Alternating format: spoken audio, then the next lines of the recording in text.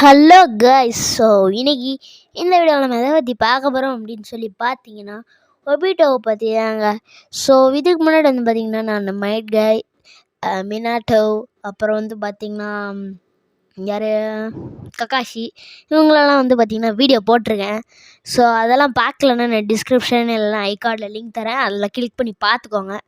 So வாங்க, இன்றைக்கி நம்ம ஒபிட்டோ உச்சிஹாவை பற்றி தான் பார்க்க போகிறோம். வாங்க டைம் வேஸ்ட் பண்ணாமல் வீடியோக்குள்ளே போகலாம்.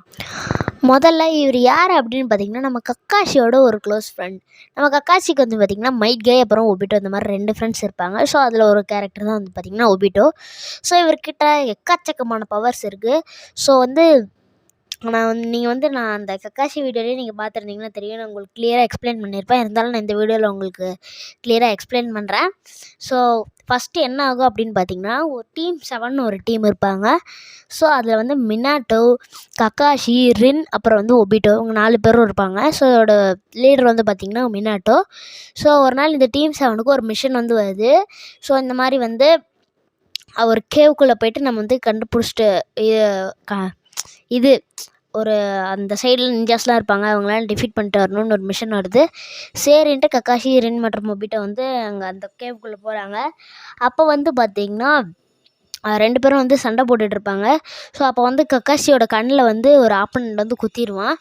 அப்புறம் வந்து ஒபிட்டோவும் வந்து எவனவோ கஷ்டப்பட்டு எல்லாத்தையும் ஓரளவுக்கு டிஃபீட் பண்ணிட்டு வெளியே வரும்போது ஒபிட்டோ மேலே ஒரு இது வந்து விழுந்துடும். அந்த வந்து விழுந்துடும். ஸோ அது கல் விழுந்ததுனால ஒபிட்டோவால் எந்திரிக்க முடியாது.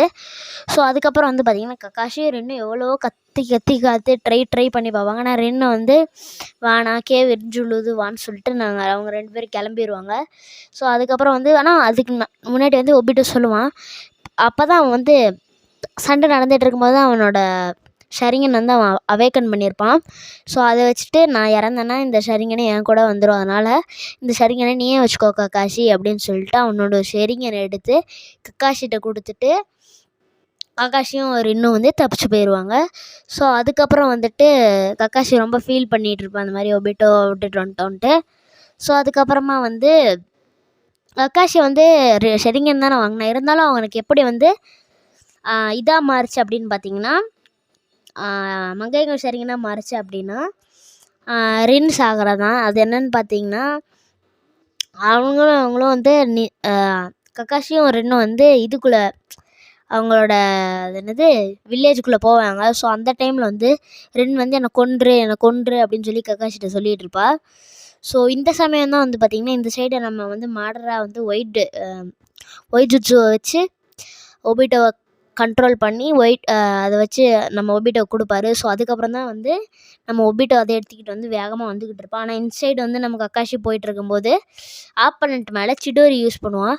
சிடோரி யூஸ் பண்ணும்போது நடுவுலேயே அந்த ரின் குறுக்க வந்து அந்த சிடோரி அவன் உடம்புக்குள்ளே போய் கையை அந்த சைடு வந்துடும், அப்படியே இறந்துருவாருன்னு.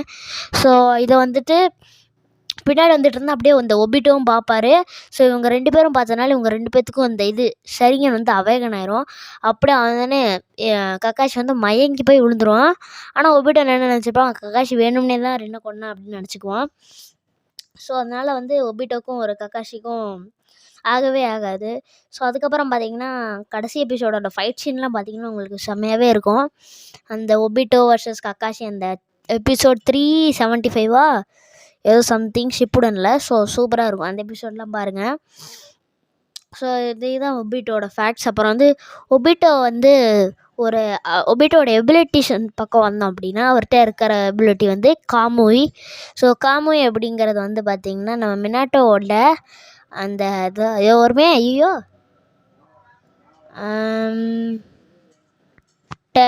டெலிபோர்ட்டேஷன். ஸோ மினாட்டோட டெலிபோர்ட்டேஷனோட இன்னொரு வெர்ஷன் தான், நல்ல ஒரு அப்கிரேடான வெர்ஷன் தான் வந்து பார்த்திங்கன்னா நம்ம காமுய். ஸோ காமுய் வச்சு யாராவது டெலப்போர்ட் பண்ணி காமுய் டைமென்ஷனுக்கு அனுப்பலாம், இல்லைனா நம்மளே கூட காமுய் டைமென்ஷனுக்குள்ளே போய் அங்கே ஸ்டே பண்ணிக்கலாம். ஸோ ஸ்டே பண்ணணுன்னே ஓகே நம்ம சாப்பாடெலாம் கட்டி வச்சுட்டு காமுய்க்கு போய் ஸ்டே பண்ணிக்கலாம்னு நினச்சிக்காதீங்க. ஸோ சும்மா தான் சொன்னேன். ஸோ நீங்கள் காமுய்க்கு போய்க்கலாம். ஸோ அந்த எபிலிட்டி தான் நம்ம ஒபிட்டோ கிட்டே இருக்கும். ஸோ அதனால் வந்து ஹஷிராமா செல்ஸையும் வச்சுக்கிட்டு ஒபிட்டோ வந்து அவனாலையும் தொட முடியாதுன்னு சீன் போட்டுட்ருப்பான். அப்புறம் அதுக்கே மினாட்டோ ரசங்கன் போட்டிருப்பாரு. ஸோ அதெல்லாம் மறக்க முடியாது. ஸோ அதுதான் வந்து பார்த்திங்கன்னா ஒபிட்டோவோட பவர்ஸு. ஸோ அப்புறம் வந்து வேறு என்ன இருக்குது அப்படின்னு பார்த்திங்கன்னா, சாரி கைஸ், ஸோ நடுவில் வந்து கொஞ்சம் கட் ஆகிருக்கும்.